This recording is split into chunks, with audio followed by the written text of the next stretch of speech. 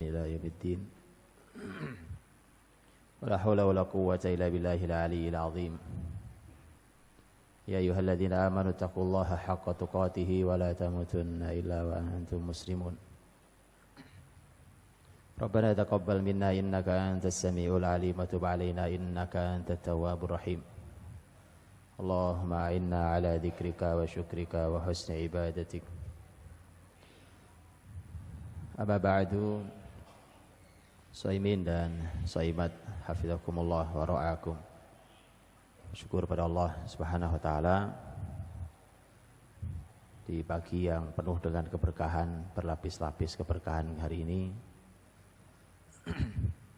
Ada keberkahan di rumah Allah Subhanahu wa taala, ada keberkahan salat wajib, ada keberkahan siam Ramadan. Ada keberkahan kebersamaan dan ukhuwah. Dan ada banyak keberkahan-keberkahan lain yang bersatu berkumpul hari ini. Semoga Allah Subhanahu wa taala memberikan keberkahan kepada kita, keluarga kita, aktivitas kita, bahkan negeri ini. Negeri yang sangat perlu dengan keberkahan hari ini. Hadirin berbahagia yang dirahmati Allah Subhanahu wa taala. Di Ramadan yang pertama Nabi Shallallahu Alaihi Wasallam, yaitu Ramadan tahun 2 Hijriah, itu Ramadan pertama, Ramadan tahun 2. Kalau tahun 2 itu artinya Nabi Muhammad sudah 15 tahun jadi Nabi, atau baru 2 tahun atau memasuki tahun kedua Nabi di Madinah. Baru diwajibkan Ramadan. Syahrul Ramadan alladzi unzila fihi al-Qur'an.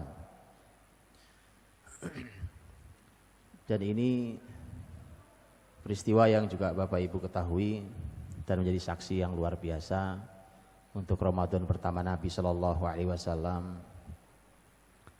Adalah peristiwa yang sangat besar, perang yang sangat menentukan, perang besar pertama muslimin yang langsung dipimpin Rasul sallallahu alaihi wasallam, yang terjadinya pada tanggal 17 Ramadan di Ramadan pertama, yaitu tahun 2 Hijriah, yaitu perang Badar. Badar itu kurang lebih dari Madinah, jaraknya 150 kiloan. Itu jaraknya, dan muslimin harus berjihad di puasa pertama mereka. Hadirin dirahmati Allah SWT, karena peristiwanya istimewa. Ramadan pertama, Bapak Ibu tentu tahu bagaimana rasanya orang yang baru puasa pertama kali. Walaupun sahabat bukan puasa pertama kali, tetapi untuk ibadah puasa harus 1 bulan, itu baru kali itu. Karena sebelumnya para ahli ilmu mengatakan bahwa puasa itu kewajibannya paling yang wajib hanya puasa Asyura umpamanya, sebagaimana kalimat Nabi Shallallahu Alaihi Wasallam ketika Nabi baru memasuki kota Madinah, kemudian melihat masyarakat Yahudi puasa pada tanggal Asyura. Asyura adalah tanggal 10 Muharram. Nabi Shallallahu Alaihi Wasallam bertanya, "Ma hadzal yaumul ladzi tasumunahu?" Hari apa yang kalian puasai ini? Mereka menjawab, "Hadza wallahi khair, anjallahu Musa min fir'auna wa qaumahu. Fasamahu Musa syukran lillah." Ini kata orang Yahudi, ini hari yang baik. Allah menyelamatkan Musa dari Fir'aun dan bala tentaranya, maka kemudian Musa puasa hari itu sebagai bentuk syukur pada Allah. Nabi Muhammad SAW mendengarkan kalimat itu berkata, "Nahnu ahaqqu bi Musa minkum." Kami lebih berhak menghormati Musa daripada kalian. Maka Nabi memerintahkan, mewajibkan sahabat untuk puasa hari Asyura. Jadi wajib itu hanya yang awal adalah hari Asyura. Nanti ada pendapat lagi yang lain. Tapi yang jelas puasa 1 bulan penuh ya baru tahun 2 Hijriah itu. Karenanya bisa dibayangkan orang dalam keadaan yang seperti itu, kemudian momentum besar terjadi yaitu perang Badar. Walaupun nanti di dalam perjalanannya memang diizinkan untuk berbuka karena harus perang. Hadirin dirahmati Allah. Yang menarik adalah peristiwa yang sebesar ini diabadikan oleh Al-Quranul Karim. Suratnya sering kita lewati, tapi kita perlu memahami tentang struktur surat ini. Karena waktu kita tidak banyak, saya hanya ingin sampaikan tentang struktur surat ini supaya Bapak Ibu bisa gali tafsirnya sendiri dalam kitab-kitab tafsir para ulama. Hadirin berbahagia dirahmati Allah, momentum yang sangat amat besar dan bersejarah itu ternyata diabadikan Allah Subhanahu wa taala di dalam surat Al-Anfal. Surat Al-Anfal itu surat yang menjadi saksi akan peristiwa yang istimewa, peristiwa luar biasa, gabungan antara Syam dan jihad, antara Ramadan dan jihad. Surat Al-Anfal, surat yang ke-8, kata Al-Anfal dari kata nafl. Nafl itu adalah sesuatu yang dibagikan oleh panglima, oleh imam, oleh pemimpin. Itu namanya nafl. Jamaknya Al-Anfal. Artinya bahwa itu kenapa kemudian terjemahannya adalah harta rampasan perang. Surat Al-Anfal. Kemudian surat Al-Anfal itu disebut istilahnya dengan nasyidul mujahidin. Disebut dengan nasyidnya para mujahid. Para mujahid itu kalau sedang berjihad, itu nasyidnya surat Al-Anfal. Itu yang mereka suarakan karena luar biasa surat ini berbicara tentang jihad, dan ternyata itu adalah jihad besar pertama muslimin bersama Rasulullah SAW di Ramadan pertama. Mari kita lihat struktur surat ini, dan inilah mukjizatnya Quran, dan beginilah Quran harus digali, tidak cukup dengan terjemahan. Terjemahan sangat tidak mewakili. Jadi terjemahan sangat tidak mewakili kemukjizatan Quran. Karenanya harus membaca tafsir para ahli ilmu. Shaimin dan Shaimat hafizakumullah. Selayaknya bertutur tentang sebuah kisah sejarah, dan ini adalah perang Badar.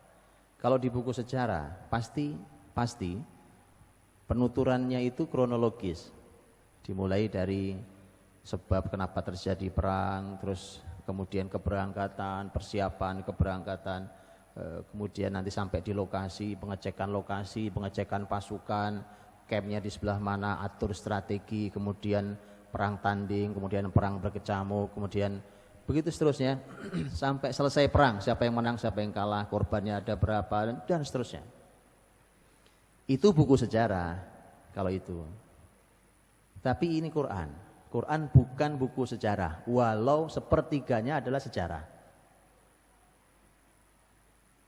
Terus apa yang dimau oleh Al-Quran? Inilah indahnya. Quran memberikan kepada kita pelajaran sejarahnya. Inti dari sejarah yang disampaikan adalah agar menjadi ibrah, menjadi pelajaran. Seperti tadi barusan imam kita membaca surat Al-Hasyr, hafizahullah ta'ala, beliau membaca surat Al-Hasyr. Yang surat Al-Hasyr sesungguhnya juga merupakan surat yang oleh oleh sahabat mulia Abdullah bin Abbas disebut juga sebagai surat Bani Nadir. Bani Nadir itu adalah Yahudi di Madinah dulu, salah satu Yahudi yang besar, Yahudi Bani Nadir. Peristiwa pengepungan dan pengusiran Yahudi Bani Nadir Allah abadikan di surat Al-Hasyr. Dan itu menjadi inspirasi besar sampai hari ini sebenarnya bagi muslimin, kalau muslimin sadar bahwa mengalahkan Yahudi itu ya pakai surat Al-Hasyr itu, Pak. Cuma memang harus digali sangat dalam, bukan ayat per ayat, tapi huruf per huruf. Karena mukjizat Quran terletak bukan hanya pada ayat. Karena sebuah konsep bisa terletak di satu huruf dalam Al-Quranul Karim, bukan di ayat, Pak. Ayat terlalu panjang, satu ayat berapa huruf? Bukan kata bahkan, tapi dalam huruf terkandung sebuah konsep besar. Itu kenapa kemudian saya sampaikan tadi terjemahan sangat tidak mewakili Al-Quran Al-Karim. Hadirin dirahmati Allah, surat Al-Anfal bertuturnya tidak seperti buku sejarah yang kronologis dari awal sampai berakhir perangan. Tapi justru Al-Anfal bertutur dari akhir, dari hasil akhir, karena suratnya namanya surat Al-Anfal, harta rampasan perang. Dan harta rampasan perang itu artinya perang sudah selesai. Perang sudah selesai, muslimin menang dengan izin Allah, kemudian muslimin mendapatkan harta rampasan perang dari musuhnya yang lari meninggalkan banyak harta. Kemudian dari sana baru mulai mundur ke belakang, bertutur kisahnya. Mengapa begitu? Mengapa cara Quran bertutur gitu? Karena nanti dalam surat yang lain bertutur tentang kisah yang lain, itu bertuturnya beda lagi caranya. Yang begini ini perlu waktu kita, kesungguhan kita untuk mentadaburi Quran mumpung bulan Quran. Mumpung bulan Quran, Pak. Itu kenapa ulama kalau di Ramadan itu semua kajian ditutup kecuali Quran, Pak. Betulan itu. Kita bisa 11 bulan ngaji yang lain. Apalagi sibuk urusan dunia ya. 11 bulan kita bisa ngaji yang lain, Pak. Ramadan syahrul Ramadan alladzi unzila fihil Quran. Karena yang Allah mau tentang Quran itu bukan dibaca saja. Karena yang Allah mau itu 3, hudal linnasi wa bayyinatin minal huda wal furqan. 3 maunya Allah, Pak. Bukan dibaca. Baca enggak masuk di sini malah. Karena baca itu hanya salah satu saja. Hudan itu petunjuk, bayyinat itu penjelas, furqan itu pembeda. Itu yang Allah mau di bulan Ramadan.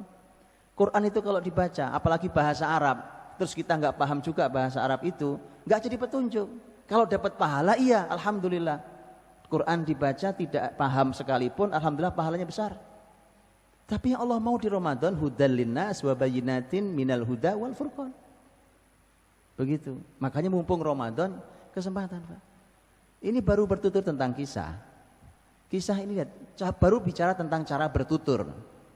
Karena mengandung makna yang luar biasa. Ada kalau buka surat Yusuf, di surat Yusuf itu bertuturnya kronologis, Pak. Dari kecil terus sampai Yusuf jadi orang besar, sampai bapaknya jadi sudah semakin tua sepuh, bertuturnya kronologis. Kenapa begitu? Ada tujuannya. Kadang bertuturnya loncat-loncat, Pak.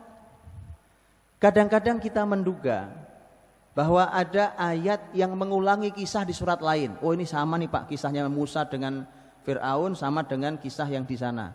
Oh ini sama waktu Musa kecil sama dengan surat yang di sana. Para ulama katakan enggak ada yang sama.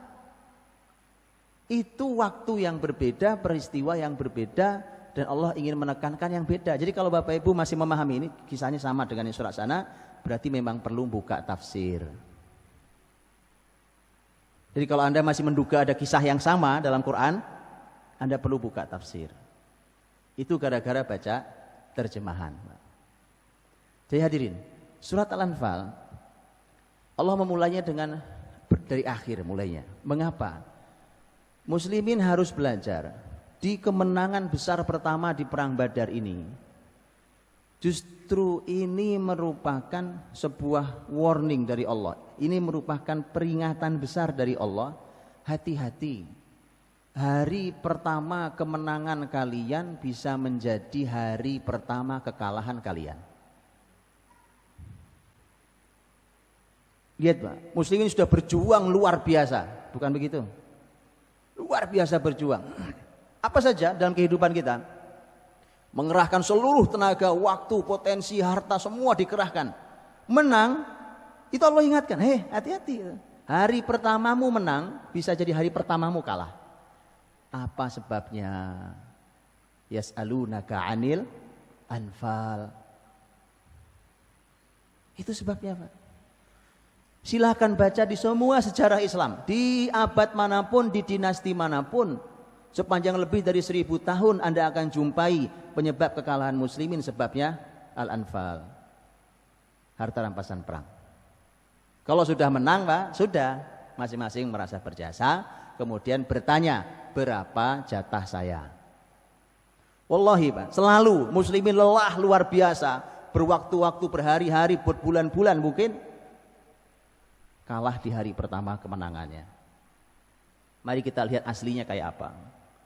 Yas'alunaka 'anil anfal. Mereka bertanya kepadamu wahai Muhammad. Jadi para sahabat ini bertanya kepadamu wahai Muhammad tentang al-anfal, tentang harta rampasan perang. Ini penyebabnya adalah ketika Rasul sallallahu alaihi wasallam dan para sahabat selesai di perang Badar dan Allah memberikan kemenangan yang sangat amat gemilang yang tidak pernah diduga oleh ahli strategi militer manapun. Kalau Anda baca, tidak pernah dia bisa menduga muslimin dan Rasul dan muslimin berhasil menang di perang Badar melawan Quraisy. Begitu menang, Pak. Begitu menang. Kemudian muslimin bertanya. Muslimin disebutkan dalam sejarah pecah jadi 3, Pak. Itu hari pertama kemenangan, Pak. Musuh baru saja pergi. Baru saja pergi kabur musuh. Baru lari. Muslimin pecah jadi 3. Yang satu bilang, saya yang posisinya di depan, paling front, di paling depan menghadapi musuh. Kami yang langsung berhadapan dengan musuh. Kan pasukan berlapis-lapis. Satu kelompok bilang, oh jangan begitu. Kami yang tadi ngejar musuh sampai memastikan bahwa musuh tidak kembali lagi, itu kami yang memastikan mereka. Jadi kami nggak sempat ngurusi harta seperti kalian ngurusi. Kami nggak sempat ngurusi karena kami ngejar musuh.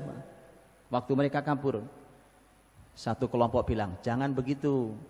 Dari semua pasukan ini siapa yang paling penting? Panglima kita, Rasul Sallallahu Alaihi Wasallam. Kami kelompok yang menjaga Rasul. Karena memang khusus di perang Badar, Nabi dibuatkan Arish namanya. Arish itu adalah panglima, tenda panglima. Ini cuma di perang Badar.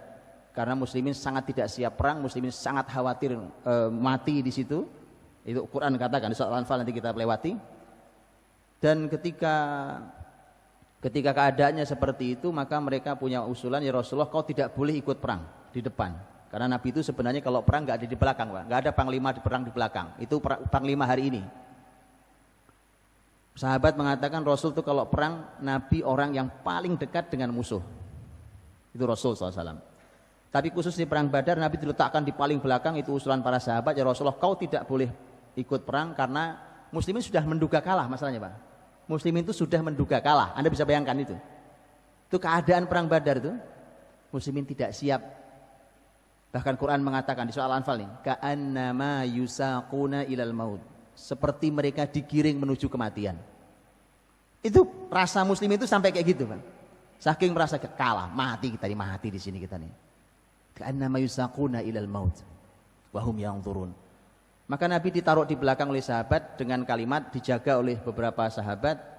Kemudian mereka disuruh mengamati pergerakan di peperangan itu. Kalau terjadi kekalahan parah di muslimin, maka Rasul harus segera dilarikan ke Madinah. Itu perintahnya. Maka sekelompok orang ini menjaga Rasul. Nah, mereka ini merasa berjasa. Kami yang jaga Rasul, orang paling penting di pasukan ini. Pecah jadi 3, Pak. Anda bisa bayangkan itu. Hari pertama belum pulang, belum. Masih di medan pertempuran, musuh baru kabur. Anda tahu itu? Selalu, Pak. Di sepanjang sejarah muslimin selalu itu masalahnya. Saya kasih contoh, Pak. Jauh di negeri barat sana, di negeri Andalus. Muslimin di negeri Andalus, Pak. Jauh di negeri Andalus. Muslimin saat di negeri Andalus di masa kuat-kuatnya, Pak, tidak ada satupun kota-kota di Eropa yang berani berhadapan dengan muslimin. Asal dengar namanya pasukan muslimin mau lewat kota itu, mereka tinggal siap masuk Islam atau bayar jizyah, dah selesai. Kalau perang lawan jangan dicoba, muslimin jangan dicoba. Sedang kuatnya luar biasa, canggihnya luar biasa, berilmunya luar biasa, sementara Eropa itu tidak bisa baca tulis, buta huruf, hidup nomaden, kotoran manusia sepanjang jalan kota London. Coba, itu adanya. Itulah kenapa muslimin, umpamanya di masa ini ada peristiwa sangat besar yang bersejarah yang di dalam Andalus menjadi sangat bersejarah, namanya perang Bilatus Syuhada. Bilatus Syuhada, bilat itu artinya lantai, syuhada itu syahid, orang-orang yang syahid. Ini lantainya orang-orang yang syahid, saking banyaknya korban dari muslimin di Bilatus Syuhada. Pemimpinnya adalah mujahid luar biasa yang juga syahid di tempat itu, yaitu Abdurrahman Al-Ghafiqi rahimahullah ta'ala. Ini hadirin, sama peristiwanya dengan Badar ini. Ini efeknya sampai jadi Bilatus Syuhada. Ini seperti lantainya orang-orang yang syahid. Orang muslimin bergelimpangan, korban luar biasa termasuk Panglima Abdurrahman Al-Ghafiqi. Kenapa? Faktornya ghanimah. Muslimin pakai bawa pasukan, wallahi Pak, kota manapun yang dilewati itu perjalanannya menuju Prancis, melewati Gunung Brenne. Mau ke Prancis mereka, Pak. Mau ditembus tuh semua Prancis, Eropa mau ditembus. Gak ada yang bisa menghentikan. Yang menghentikan adalah harta. Musuh tidak pernah kuat selama muslimin tidak rakus harta, Pak. Karena kepala kita adalah harta. Orientasi kita adalah duniawi material. Musuh gak pernah kuat, gak pernah musuh kuat. Yang ada adalah muslimin yang lemah. Gak ada musuh. Anda boleh baca sejarah manapun, tidak pernah ada. Luluh lantaknya Baghdad tahun 656 oleh pasukan Tatar Mongol. Itu bukan karena Mongol kuat, wallahi Pak, bukan karena Mongol kuat. Anda boleh baca. Karena muslimin lupa muslimin lalai, larut dalam urusan dunianya. Tidaklah Granada, kota terakhir, tutup diserahkan kepada Ratu Isabella, dipasang, disematkan salib sangat besar terbuat dari perak di Istana Al-Hamra, istana terakhir yang dimiliki muslimin. Tidak itu terjadi, bukan karena kerajaan Kastil Aragon itu hebat, Pak. Bukan sama sekali, karena muslimin yang lemah.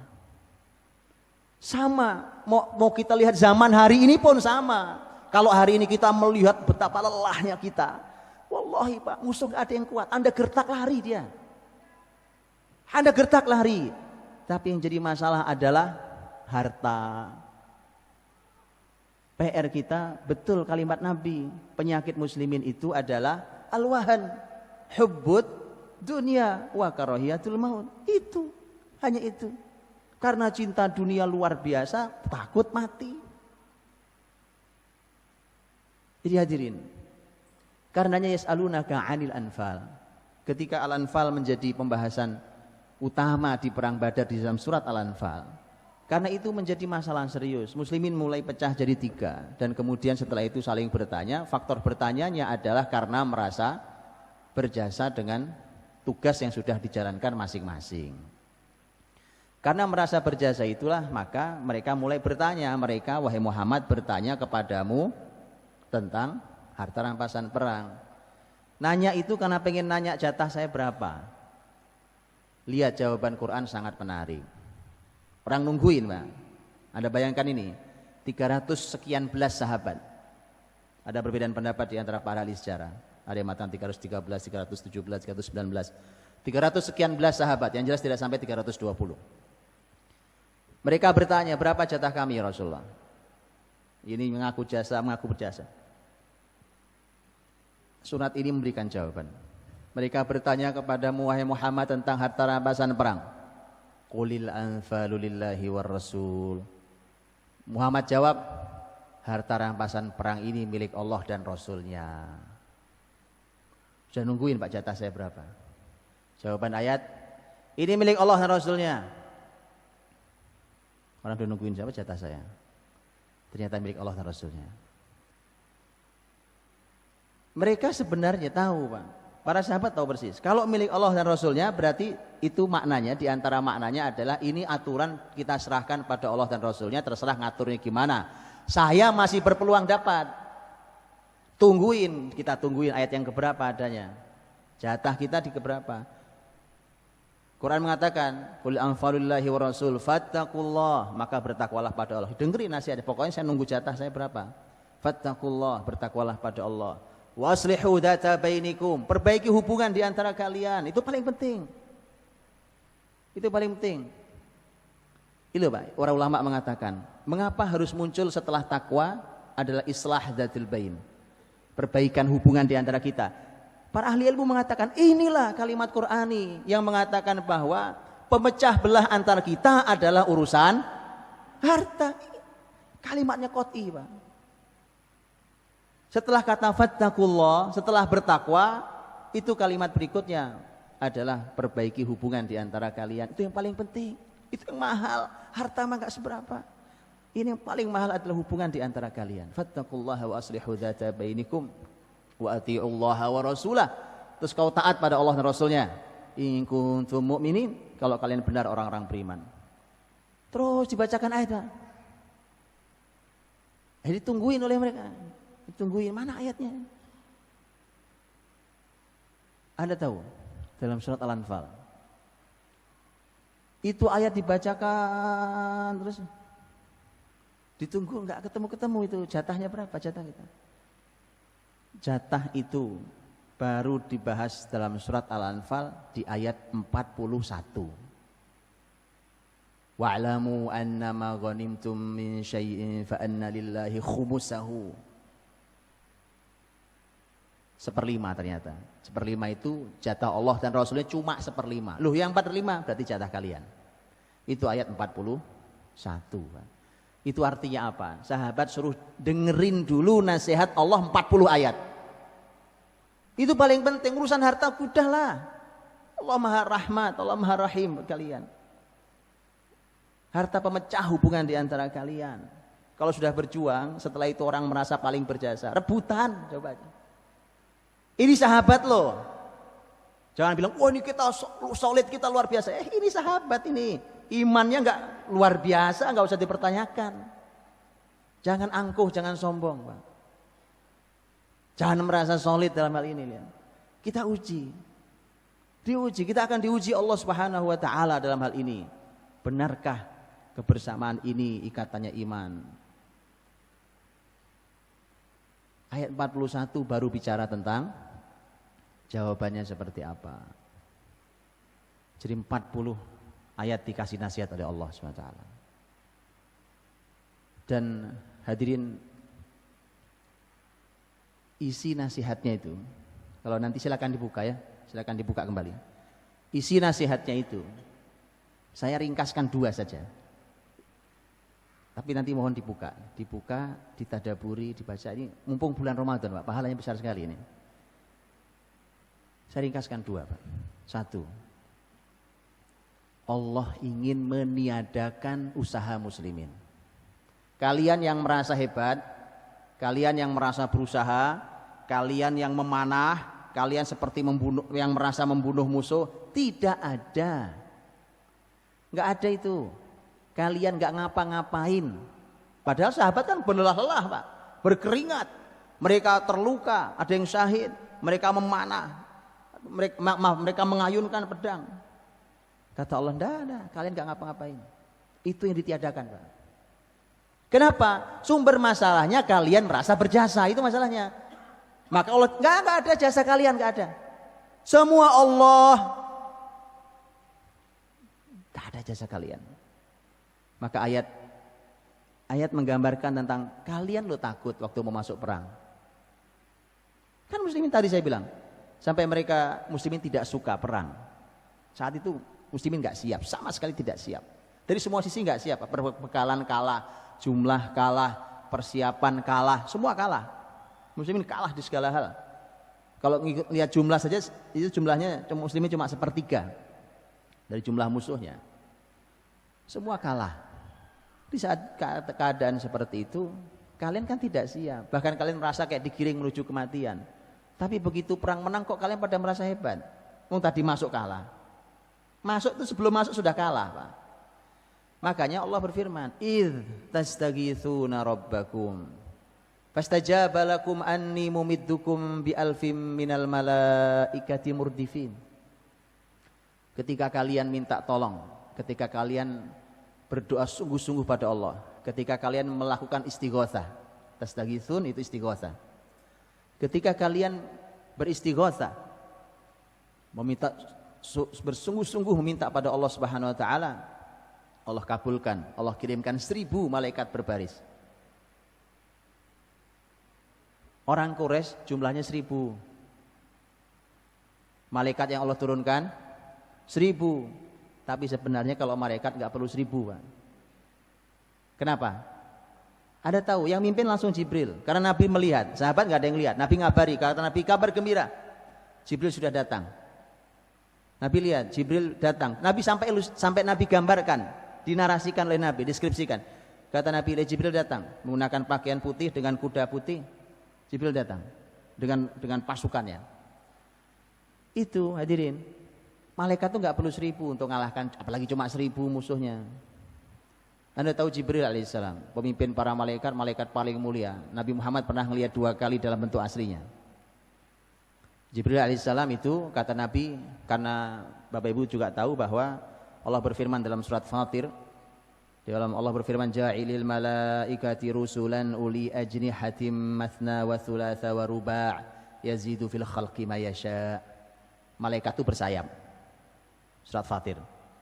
Sayapnya macam-macam, terserah Allah, ada yang 2, ada yang 3, ada yang 4, dan terserah Allah menambahi berapa. Jibril sebagai malaikat paling mulia, kata Nabi Muhammad, sayapnya 600. Kalau satu sayap dibentangkan, maka tertutup ufuk timur sampai barat. Nggak perlu, Pak, 1000 malaikat itu nggak perlu. Jibril sendiri aja kebanyakan. Yang begini ini dibahas ulama tafsir, Pak. Beneran. Direnungi ulama tafsir ini. Nah terus kenapa 1000? Kalau 1 saja dan tidak usah Jibril juga. Ingat kan peristiwa Taif, Bapak Ibu? Ketika Nabi dakwah ke Taif, masyarakat Taif melempari Nabi SAW. Nabi didatangi Jibril. Jibril cuma nganterin malaikat gunung. Satu malaikat yang jaga gunung. Mengucapkan salam ke Nabi. Cukup satu untuk menghukum masyarakat. Satu masyarakat Taif, satu malaikat aja.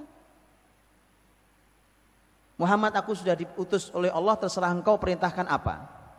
Cuma Nabi Muhammad tidak izinkan. Kata Nabi tidak. Fa innahum qaumul la ya'lamun wa arju an yakhruja min aslabihim man ya'budullaha wahda. Tidak. Mereka ini masyarakat yang tidak tahu. Jadilah orang pemaaf, Pak. Masyarakat enggak tahu mau antum hukum, ya kan? Masyarakat enggak tahu itu dikasih tahu, bukan dicaci maki. Mereka masyarakat tidak tahu. Saya masih berharap kelak lahir dari tulang sulbi mereka generasi yang mau beribadah pada Allah Subhanahu wa taala. Bapak ibunya enggak dapat, anaknya diculik, Pak, dalam hidayah. Dan itu kejadian Taif. Nah, karena itu enggak perlu, cuma pertanyaannya gitu. Malaikat kenapa harus 1000? Ulama nanya juga, Pak. Kenapa harus 1000? Kalau satu cukup. Nah, ini jawabannya Bapak Ibu cari di tafsir. Ada. Ya. Saya enggak jawab, habis waktunya. Oke. Supaya kita ngaji tafsir, Pak. Ini bulan tafsir loh, bulan Ramadan ini bulan Quran. Bulan Quran. Mari, Pak. Ayo, Pak, buka tafsirnya. Yang lain sudah cukup. Syahrul Ramadan alladzi unzila fil Quran. Kurang jelas gimana diulang-ulang oleh para ustadz kita kalau Ramadan begini. Quran. Baik. Cari sendiri jawabannya di tafsir ya. Bapak Ibu dirahmati Allah, itu Allah sampaikan, ini Allah yang nolong kalian. Bahkan Allah ingatkan, Allah ingatin muslimin, Pak. Idz yughashshikumun nu'asa amanatan minh. Apa kalian enggak ingat waktu kalian ngantuk kemarin? Ngantuk disebut-sebut Allah, Pak. Ngantuk tuh kalau dalam jihad nikmat, tapi kalau di majelis ilmu adab. Musibah, Pak, di majelis ilmu ngantuk, Pak. Kalau di medan jihad itu nikmat, Pak. Itu muslimin itu megang pedang berkali-kali jatuh, Pak. Karena menjelang perang Allah kasih istirahat sejenak. Wa yunazzilu 'alaikum minas samaa'i maa'a. Allah turunkan dari langit hujan. Masya Allah. Dan itu nikmat sekali. Liyutahhirakum bih wa yudhiba 'ankum rijzasy syaitan wa liyarbita 'ala qulubikum wa yutsabbita bil aqdam. Lihat, 4 fungsi hujan. Ini belum pernah dikaji detail, Pak. Harusnya diteliti. Kalau Anda ilmuwan, di sini banyak ilmuwan, diteliti dong Quran itu. Ilmu itu dipakai buat ngabdi ke wahyu, bukan cuma nyari duit. Buat ngabdi ke wahyu, teliti, Pak. Ilmuwan mana hadirkan. Lihat fungsi air hujan. Liyutahhirakum bih, mensucikan kalian. Liyutahhirakum bihi wa yudhiba 'ankum rijzasy syaitan, menghilangkan kekotoran setan dalam diri kalian. Bisikan setan dalam diri kalian tuh yang tadi sampai kalian takut mati, kalian semua bisikan setan itu hilang dengan air hujan. Coba harus teliti itu, Pak. Ya, litahhirakum bihi wa yudhiba 'ankum rijzasy syaitan wa liyarbita 'ala qulubikum. Hujan tuh bisa ngikat hati kalian. Coba gimana ceritanya hujan bisa ngikat hati kalian? Makanya saya usul nih, Pak. Kalau muslimin susah bersatu, kayaknya sering-sering hujan-hujanan. Beneran, Pak. Ngikat hati. Quran loh ini bilang. Betul kan? Coba antum kalau lagi kemarin aksi besar pas lagi hujan, luar biasa bukan? Sambil sujud sambil hujan, coba. Jutaan orang sujud di jalan Jakarta, di jalan ibu kota. Waliyarbita 'ala qulubikum wa yutsabbita bil aqdam, mengokohkan kaki kalian. Coba. Gitu ya. Jadi saya minta mana para ilmuwan di ilmunya masing-masing diteliti, Pak. Supaya kita dapat pahala dengan ilmu kita, bukan cuma dapat uang. Berpahala dari ilmu kita. Allah ingatkan tentang itu semua, itu loh nikmat. Kan gak ada yang bisa nurunin hujan kecuali Allah. Ngantuk tuh Allah yang menghadirkan. Orang tuh, Pak, mau tidur, kalau gak datang ngantuk, minum obat tidur, Pak, dipaksain suruh tidur.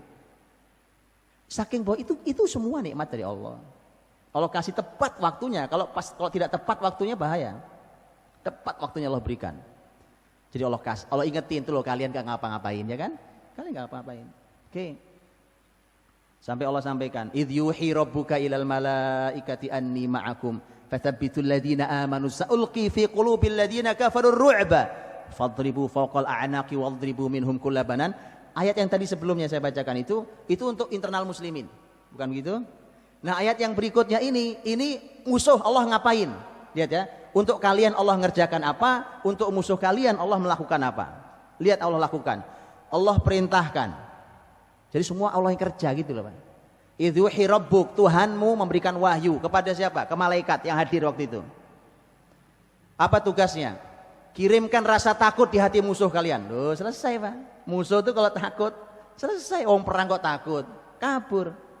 Selesai. Mau senjatanya paling canggih sekalipun, mau jumlah berlipat ganda sekalipun, kalau takut, bubar. Jadi Allah bekerja apa di musuh kalian? Allah kirimkan rasa takut. Setelah kirimkan rasa takut, nggak cukup. Allah perintahkan malaikat, potong leher mereka, potong ruas-ruas jari mereka. Ini mutilasi, Pak. Tidak boleh kalau pada manusia, tidak boleh dilakukan kalau oleh mukmin. Memutilasi tubuh itu oleh Nabi dilarang. Karena Nabi SAW yanha 'anil muthlah. Nabi SAW melarang mutilasi. Nah, karena muslimin dilarang memutilasi, begitu ada korban kok terpotong-potong jarinya, maka pasti bukan muslimin yang melakukan. Paham? Untuk membedakan, ini loh karya malaikat, bukan karya kalian. Karena nanti selesai perang, ada sahabat datang ke Nabi, merasa bahwa saya yang bunuh dia Rasulullah. Merasa dia. Tapi memang dia juga bingung loh, ini perasaan pedang memang belum nyampe. Betulan, Pak. Maka Nabi bilang, bukan kamu yang membunuh, malaikat yang membunuh. Karena karya malaikat beda dengan karya muslimin. Kan sudah selesai, muslimin sudah dikasih nikmat luar biasa, musuh sudah diberikan takutan luar biasa. Sudah apa? Selesai kan? Terus kalian merasa berjasa gitu? Oh, mereka merasa berjasa melemparkan panah. Allah firmankan sekalian. Falam taqtuluhum wa ma ramaita id ramaita walakinallaha rama. Falam taqtuluhum walakinallaha qatalahum wa ma ramaita id ramaita walakinallaha rama. Waliyubliyal mu'minina minhu bala'an hasana. Ketika kalian membunuh, bukan kalian yang bunuh. Ketika kalian memanah, bukan kalian yang manah. Udah habis kalau gitu, ngapain kami? Kami kalau gitu emang gak kerja. Terus kalau gak kerja kok merasa berjasa? Itu loh Pak, itu suasana itu 40 ayat. Itu suasana pertama. Terakhir, suasana kedua, Pak. Suasana kedua, ini mohon dibuka nanti lagi surat Al-Anfal ya. Ini ngaji Quran memang harus begini, Pak. Nikmatnya luar biasa. Di surat Al-Anfal itu, Bapak Ibu, Allah memanggil orang beriman 6 kali. Ya ayyuhalladzina amanu, ya ayyuhalladzina amanu, ya ayyuhalladzina amanu, ya ayyuhalladzina amanu, ya ayyuhalladzina amanu, ya ayyuhalladzina amanu. 6 kali Pak dipanggil. Hai orang beriman. 6 kali, wahai orang beriman, wahai orang beriman, dipanggil Allah. 6 kali dicek nanti, ya. Dan mohon dicek isinya apa? 6 kali itu. Terus cek lagi urutannya gimana? Karena Quran itu nggak sembarang urutannya, Pak. Dan untuk nabinya Allah manggil 3 kali. Ya ayuhan nabi 3 kali. Ya ayuhan nabi, ya ayuhan nabi. Wahai nabi, wahai nabi, wahai nabi. Dahsyat, Pak. Langsung instruksi dari Allah, gitu. Mukminin begini, nabi begini. Instruksi langsung dari Allah. Sehingga memang tidak layak muslimin ngaku berjasa dalam setiap kemenangan mereka. Habis waktu saya? Loh, tadi katanya sebentar Pak, saya nanti Bapak Ibu punya aktivitas, saya khawatir ya. Hah? Saya khawatir tadi, nggak apa ya Bapak Ibu, nggak apa. Baik, kalau gitu saya kasih 1 ayat Pak, contoh 1 ayat saja sebagai penutup kita. Di antara panggilan untuk Allah dan Nabi, untuk orang-orang beriman dan Nabi, saya kasih 1 ayat saja contohnya. Lihat Pak, luar biasa, dahsyat. Ini panggilan untuk Nabi, ini seruan untuk Nabi, instruksi dari Allah untuk Nabi sang panglima di medan itu. Ini pelajaran buat semua panglima. Untuk orang beriman itu seruan pelajaran bagi seluruh pasukan. Begitu harusnya. Ya, nanti silakan dilihat isinya. Seruan untuk panglima. Dari 3 saya sampaikan 1. Allah berfirman, ya ayyuhan nabi, wahai nabi, hasbukallah, Cukuplah buat kamu Allah. Jadi kalau posisi panglima itu Pak, posisi panglima, kalau di hatinya masih nyandar kemana-mana, nggak menang muslimin. Nyandar dunia, nyandar ke ini musuhnya, apalagi musuhnya. Nyandar ke gabungan ini, nyandar ke dana. Kenapa perjuangan kita susah menangnya? Kita asal ngumpul mau melakukan sesuatu, kita selalu mentok di dana Pak. Kemudian kita mikir selalu dana. Karena orientasi urusan kita urusan duniawi. Itu yang menjadi pusarannya. Bukan tidak penting, sangat penting. Karena beberapa sahabat Nabi berfokus di ngurusi dana. Tetapi lihat itu, bahwa cara kita bersandar itulah yang apalagi panglima Pak, bersandarnya hasbuk itu cukup untuk kamu. Cukup, udah gak perlu yang lain. Wahai Nabi, hasbukallah, cukup Allah. Wa manittaba'aka minal mu'minin, dan orang-orang yang mengikutimu dari orang-orang yang beriman. Kalimat yang kedua, wa manittaba'aka minal mu'minin ini, kalimat yang kedua ini ada dua tafsir. Bukan nanti di tafsirnya, ada dua tafsir ulama. Karena memang dia punya peluang dua-duanya secara bahasa. Lihat tafsir pertama Pak, dengarkan baik-baik karena bedanya mungkin agak tipis. Wahai Nabi, saya langsung terjemahkan, ada dua tafsir. Nah, ini saya bilang tadi, di terjemahan pasti nggak ada, cuma satu pasti diambil kan? Pasti cuma satu, nggak mungkin kan ada dua versi terjemahan kawin. Wahai Nabi, cukuplah untukmu Allah dan untuk orang-orang yang beriman yang bersamamu. Tafsir yang kedua, cukuplah untukmu Allah dan cukuplah untukmu orang-orang beriman yang bersamamu. Paham bedanya? Paham atau belum paham? Belum. Yang pertama adalah wahai orang-orang beriman, wahai Nabi, cukuplah untukmu Allah dan untuk orang-orang beriman. Jadi kamu, wahai Nabi Panglima, dan orang beriman yang bersamamu, semua hanya Allah bersandarnya. Tafsir ini yang dipilih oleh Imam Ibnu Katsir. Beliau menampilkan dua, tapi ini yang beliau pilih. Cukuplah, artinya memang bukan hanya panglima yang bersandarnya hanya kepada Allah, tetapi pasukannya orang beriman pun harus bersandar juga hanya kepada Allah. Gak boleh juga orang ikut punya kepentingan, itu munafik. Munafik Pak. Surat At-Taubah panjang lebar Allah berfirman tentang munafik yang ikut di jihad muslimin. Penumpangnya banyak. Jangan salah Pak, penumpangnya banyak di jihad muslimin itu. Nah itulah kenapa Allah Subhanahu Wa Taala berfirman di surat At-Taubah tentang orang-orang munafik itu, bagaimana cara Allah membersihkan soft muslimin. Karena kan kita susah Pak mendeteksi orang munafik yang mana. Tapi Allah kasih cirinya, ya. Tapi hati-hati, jangan mudah menyematkan ayat pada seseorang. Jangan mudah menyematkan hadis pada seseorang. Ini perlu ahli ilmu yang luar biasa. Bukan orang baru ngaji kemarin terus kemudian mensematkan sana sini, tempel sini. Subhanallah. Ini perlu ahli ilmu yang sangat super mumpuni dalam hal ini. Ilmunya namanya Tanzil An-Nusus Al-Waqi'. Bagaimana nas teks itu disematkan di kekinian. Itu gak sembarang. Itu harus sangat berhati-hati. Allah berfirman, "Lau kana 'aradan qariban wa safaran qasidan lattaba'uka walakin ba'udat 'alaihimus syuqqah." Surah At-Taubah. Orang munafik itu, Bang. Muslimin kalau pergi jihad, orang munafik menganalisa. Ini bukan terjemahan ya, nanti saya terjemahkan. Ini kalimat saya.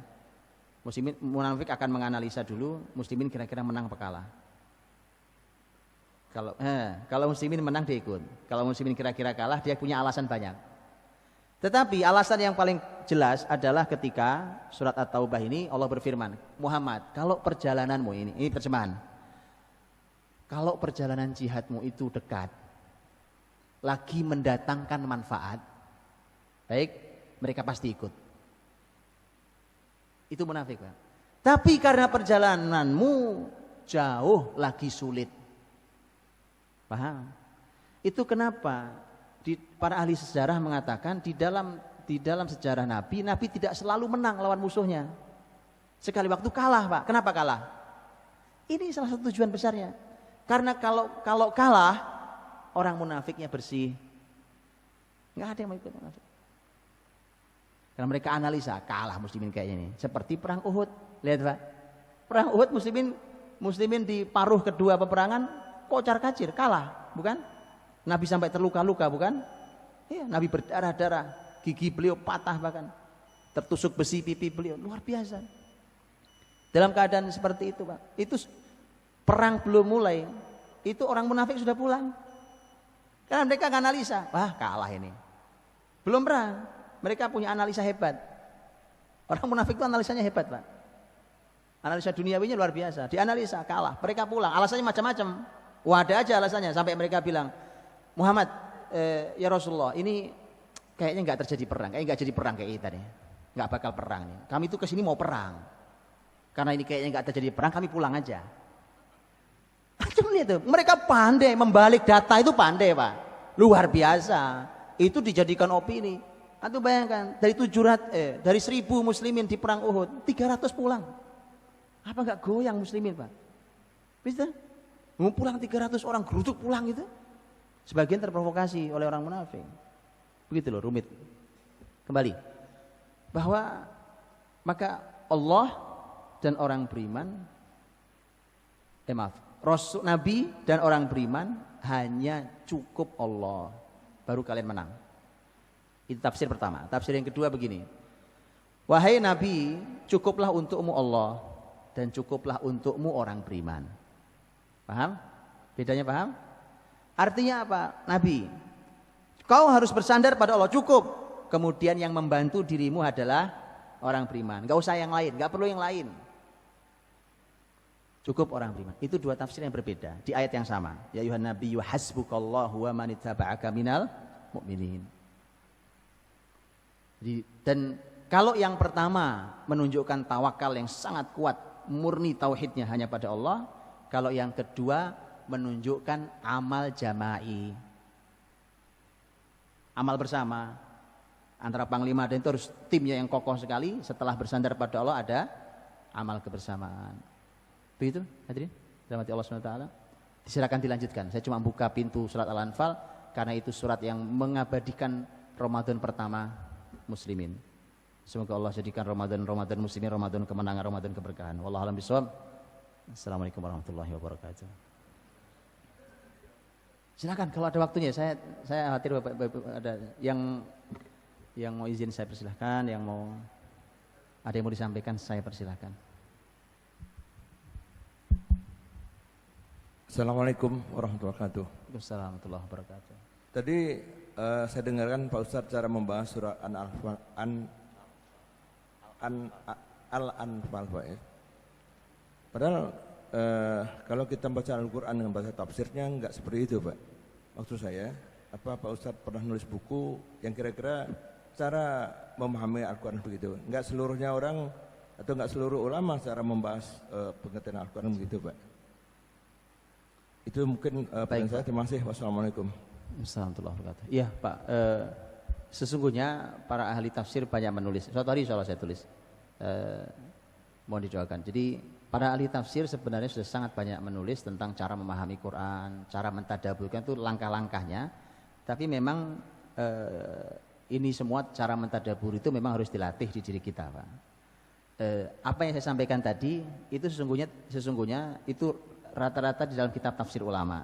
Karena kenapa? Di mana adanya tafsir ulama itu kan banyaknya Masya Allah, Pak. Tafsir ulama banyak sekali. Mungkin yang sangat kita kenal tafsir Ibnu Katsir. Alhamdulillah sudah ada terjemahannya. Tafsir Jalalain yang ringkas juga sudah ada terjemahannya. Kemudian apalagi yang dikenal di kita? Jadi saya bicara tafsir ulama salafus saleh dulu ya. Apalagi yang ada di kita? Apa? Ya, saya bicara yang angkatan ulama-ulama yang sudah sangat lama. Yang belakangan banyak muncul termasuk tafsir Al-Azhar Buya Hamka yang juga luar biasa. Nah, itu tafsir-tafsir. Nah, tafsir itu para ahli ilmu itu, Pak, itu mengkaji Quran dari semua sudut, semua sisi. Umpamanya ada tafsir mungkin belum diterjemah tafsir ini, mungkin. Namanya tafsir Al-Bahrul Muhit. Penulisnya ulama besar Abu Hayyan Al-Andalusi. Ini tafsir ini, Pak. Ini tafsir bahasa. Jadi Bapak Ibu kalau membuka tafsir ini Al-Bahrul Muhit ini, itu ngomongin bahasa, Pak. Ini fa'il apa maf'ul bih, kenapa posisinya ini, ulama beda pendapat tentang kata ini, apakah dia maf'ul li ajlih maf'ul. Itu begitu. Kenapa jar majrur ada di sini itu. Jadi ngomongin bahasa. Nah, ilmu nahwu, ilmu tasrif, ilmu balaghah itu dimasukkan situ, Pak. Jadi orang kalau mau kembali menggali bahasa dan kemudian karena dengan bahasa, Pak, dengan bahasa subhanallah, Quran itu dengan bahasa itu luar biasa. Di situ salah satu mukjizatnya. Ya. Umpamanya tafsir yang corak lain, ini juga banyak tafsir begini. Tafsir yang fokus di hukum fikih. Seperti contohnya tafsir Al-Qurtubi, Jami'ul Ahkam Al-Qurtubi atau Al-Jassos, punya hukum tafsir sama. Begitu seterusnya. Itu beliau fokus di fikihnya, di hukum, yang sifatnya hukum. Beliau akan katakan, di dalam ayat ini ada sekian permasalahan hukum. Dibahas satu-satu, 1, 2, 3. Ada yang menggalinya itu dengan menggunakan logika ala filosof. Karena memang seorang filosof besar, filsafat. Tapi tidak keluar dari frame. Ya? Ar-Razi, tafsir Mafatihul Ghaib, ini luar biasa. Untuk orang, saya sering bilang ke teman-teman yang ngaji tafsir, ke para teman-teman saya bilang, untuk orang hari ini tafsir Ar-Razi cocok. Kenapa? Orang hari ini sangat mengagungkan, bahkan nyaris menuhankan logika. Nah, tafsir yang begini ini sebenarnya oleh ulama dulu itu bukan tafsir nomor 1, Pak. Bahkan banyak ahli tafsir mengatakan di dalam tafsir Ar-Razi itu fihi kullu syai' illa tafsir. Itu di dalam kitab Ar-Razi ini, di dalam tafsir Ar-Razi, tafsir Mafatihul Ghaib ini semua dibahas, semua ada, yang enggak ada cuma tafsir. Sampai segitunya karena memang ahli ilmu menganggap ini bukan level yang tinggi dalam. Tapi untuk saya bilang untuk orang hari ini yang logika itu mereka tuhankan, cocok tafsir ini, Pak. Itu diputar-putar oleh beliau, digali, dinaikkan, turunkan, maju, depan, belakang. Ajaib, Pak, cara bahasa. Ajaib wallahi. Oke. Nanti Anda perlu apa lagi? Umpamanya mau tafsir dengan sentuhan ilmu balaghah. Tafsir kontemporer yang juga luar biasa, tafsir At-Tahrir wa Tanwir karya ulama besar Al-Jazair, Tahir ibn Ashur. Kemudian setelah itu banyak diikuti oleh ulama Mesir, juga belum lama meninggal, Syekh Sya'rawi rahimahullah ta'ala. Dan seterusnya. Itu menggali dengan keindahan. Nah itu, begitulah Pak. Jadi, kalau tadi saya menyampaikan itu memang dia menjadi rangkuman memang. Tapi insya Allah ketika Bapak Ibu baca tafsir Ibnu Katsir cukup banyak menolong, mengawali paling tidak. Dan begitu seterusnya. Yang kontemporer umpamanya seperti yang juga punya corak khas tafsir Fidilil Quran, Said Qutb rahimahullah ta'ala, ulama di abad lalu, itu juga punya corak khas karena Said Qutb saat menulis tafsir pertama kali di penjara dan sehingga yang terbawa adalah perlawanan dia terhadap rezim yang zalim. Makanya Anda boleh lihat tafsir Fidilil Quran itu suasananya adalah suasana perlawanan terhadap kezaliman rezim. Bisa gitu, Pak. Itulah tafsir. Hari ini muncul tafsir baru dan sudah mulai dikumpulkan oleh para ahli ilmu, yaitu tafsir ilmiah. Yang berbicara para ahli ilmu Islam, tafsir kemukjizatan ilmiah itu galian ayatnya murni bicara tentang ilmu pengetahuan yang hari ini. Ilmiah di berbagai bidang, ilmu kedokteran, ilmu geologi, ilmu astronomi, gitu-gitu. Dan seterusnya. Begitu ya, Pak? Kaya. Quran ini nanti datang generasi setelah kita, Allah bukakan ilmu sesuai yang mereka perlukan. Makanya saya selalu bilang begini, tolong Bapak Ibu, kalau punya anak cerdas di rumah, suruh mengaji Quran saja. Ini perlu orang cerdas banget. Untuk gali, ilmu lain di bawah itu, betulan. Ilmu lain di bawah itu, apalagi kalau saya mau cerita tentang kedokteran, Pak. Miris Anda dengarnya. Kedokteran itu hari ini dianggap perlu orang cerdas untuk masuk di fakultas kedokteran. Betul tak? Itu kalau nggak anak pintar susah masuk situ. Apalagi kampus-kampus top di Indonesia umpamanya atau bahkan di luar. Tapi Anda tahu enggak itu? Itu cara berpikir terbalik, Pak. Kenapa? Karena memang cara belajar kita terbalik. Yang harusnya atas ditaruh di bawah ini. Anda tahu Ibnu Sina? Saya tidak bicara akidah Ibnu Sina. Tapi Ibnu Sina punya karya yang luar biasa dalam ilmu kedokteran. Salah satunya kitab Al-Qanun fit Thib. Itu buku berjilid-jilid. Itu menjadi literatur satu-satunya bahkan di Eropa sampai abad 15 bersama kitabnya Ar-Razi. Itu Ibnu Sina, Pak. Anda tahu Ibnu Sina sehebat itu di ilmu kedokteran ya? Dia ngomong apa, Pak? Ilmu kedokteran itu ilmu yang mudah. Saya belajar nggak perlu guru. Pusing antum dengarnya, Pak. Kenapa? Memang cara belajar kita kebalik. Nah, kebalik itu artinya apa? Perlu dibahas diri ya. Nah, intinya gitulah. Intinya bahwa tafsir insya Allah Bapak Ibu silahkan dan alhamdulillah tulisan para ahli ilmu yang diterjemah juga sudah sangat banyak dan insya Allah bisa menjadi panduan untuk kita semua. Allah Subhanahu. Sini bismillah. Assalamualaikum Ustadz, kalau kita mentadabbur Al-Quran dan mengambil dari beberapa surat yang mempunyai makna yang sama, boleh apa tidak?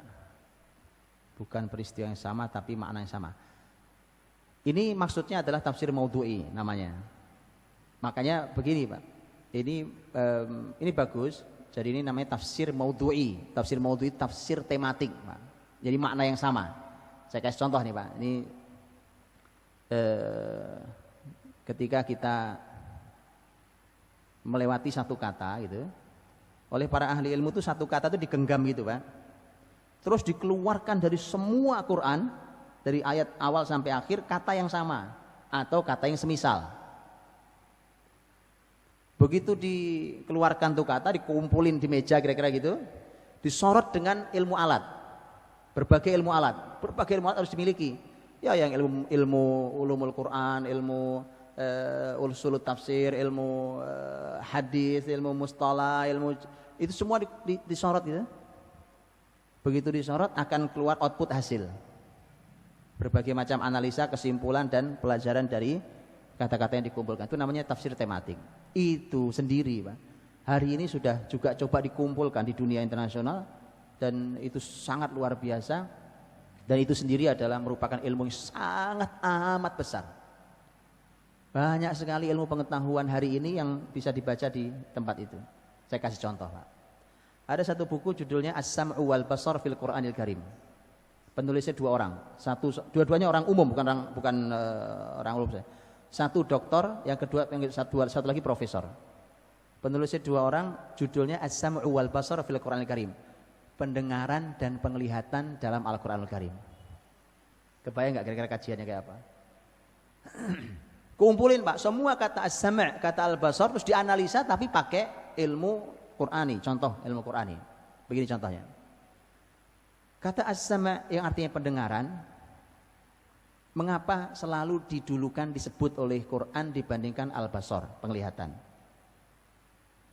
Itu dianalisa Pak. Apa hasilnya? Tapi ketika bicara mata, Quran bicara lebih dulu daripada telinga. Beda nggak Pak? Yang satu mata, satu telinga, yang satu fungsi penglihatan dan pendengaran. Dibahas juga berapa kali kata pendengaran disebut sendiri berdiri tanpa penglihatan, berapa kali penglihatan disebut berdiri sendiri tanpa pendengaran, berapa kali audio visual digabungkan. Itu konsep Pak, konsep. Saya kasih contoh nih, contoh ngambilnya. Setelah dikumpulkan gitu ketemu angkanya. Dan coba lihat, itulah mengapa Bapak Ibu rahmati Allah, dalam konsep pengajaran, audio visual itu tidak selalu hebat Pak. Hari ini itu salah kita di situ. Asal ngajar, audio visual itu tidak selalu istimewa. Saya kasih contoh. Saya kalau disuruh bertutur tentang sejarah kayak tadi, saya lebih suka nggak pakai slide visual. Itu membuat Anda akan berpikir melebar kemana-mana. Kalau saya kasih slide Pak, itu Anda terbatas di situ, di frame di situ. Apalagi dalam syariat Islam ini banyak sekali hal-hal yang memang tidak boleh divisualkan. Bukan begitu? Nah, ini namanya tafsir tematik. Jadi tema apa dikumpulkan jadi satu. Begitu itu dalam Quran sangat banyak. Dan itu menjadi kajian sendiri dan silakan, ini bagus sekali. Gitu ya. Saya ketika di Ramadan ini saya bilang, tonton, coba lihat. Ketika membahas tentang masalah laki-laki dalam Quran. Pernah dengar kajiannya? Oh, dahsyat, Pak. Dahsyat. Laki-laki dalam Quran. Definisikan laki-laki, Pak. Banyak, Pak. Tadi makanya kata laki-laki itu rojul, rojulani, rijal. Itu dikumpulkan jadi satu, taruh di meja, disorot, set, ketemu keluar hasilnya. Mau tahu contohnya? Masih ada waktunya kan ya, Pak? Contoh, Pak, contohnya. Ketika Allah berfirman tentang rumah tangga, Allah memulai dengan kata rijal. An-Nisa 34.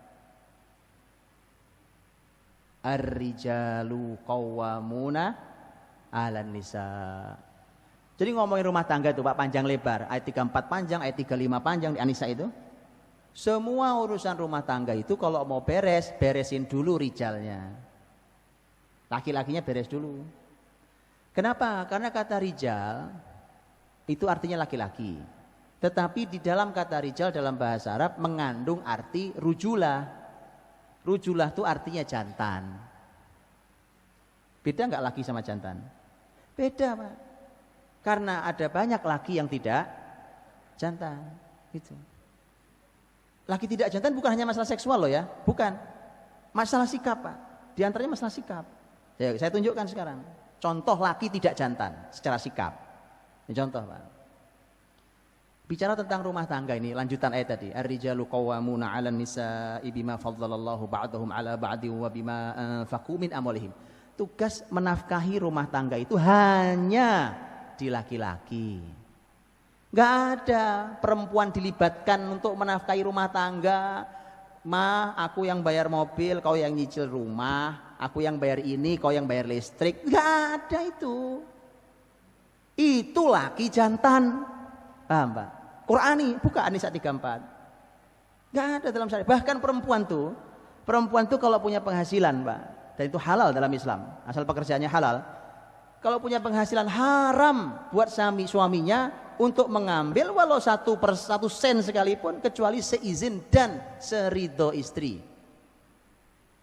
Izin dan harus ridho, Pak, karena ada kadang izin tapi kepaksa. Harus dibedakan. Izin dan seridho hati istri. Anti binafsiha. Jiwanya harus lapang nyaman perempuan baru laki-laki boleh pakai uangnya. Kalau enggak haram hukumnya. Ini laki-laki jantan. Kalau Anda mau ciri-ciri laki jantan, An-Nur 3637. Itu laki-laki jantan. Fi buyutin, di rumah-rumah Allah. Nah, ini masjid nih. Adzinallahu an turfa'a wa yudhkara fiha ismuhu yusabbihu lahu fiha bil ghudwi wal asal. Telah diizinkan untuk disebut dan ditinggikan namanya, bertasbih di dalam masjid ini pagi dan sore hari. Siapa yang bertasbih pagi sore hari? Rijal. Kaum laki-laki yang jantan itu. La tulhihim tijaratu wala bay'un an dzikrillahi wa iqamis salati wa ita'iz zakati yakhafuna yawman tataqallabu fihi alqulub wal absar. Para kaum laki-laki yang tidak lalai oleh bisnis dan perdagangan mereka dari zikir, salat, zakat, dan mereka takut pada hari berbolak-baliknya pandang hati dan pandangan hari kiamat. Itu laki-laki jantan, Pak. Dari laki-laki jantan tuh ciri pertamanya jaga sholat 5 waktu di masjid, zikir pagi sore di masjid, bertasbih pagi sore tadi. Itu laki-laki jantan. Begitu, Pak. Ya, makanya kalau mau cari laki jantan nyarinya di masjid. Anda kalau mau nyari mantu jantan di masjid. Begitu, Pak, beneran, Pak. Cek, calon mantu, Pak, ya kan? Cek, salat subuh berapa minggu nggak kelihatan, nggak cocok jadi mantu saya. Kasihan putri kita, Pak. Dia perlu laki-laki yang jantan. Paham ya? Begitu, ini contoh, Pak. Dan masih banyak lagi yang lain. Wallahu a'lam bishawab.